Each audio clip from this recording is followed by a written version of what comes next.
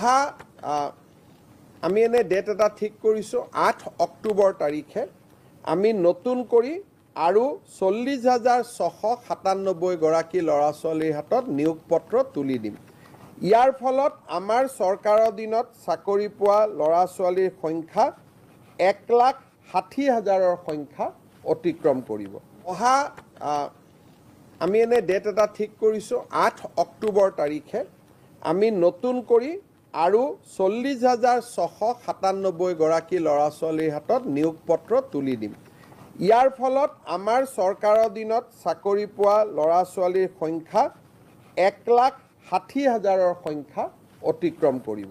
অহা আমি এনে ডেট এটা ঠিক কৰিছোঁ 8 অক্টোবৰ তাৰিখে আমি নতুন কৰি আৰু 40,697 গৰাকী ল'ৰা ছোৱালীৰ হাতত নিয়োগ পত্ৰ তুলি দিম।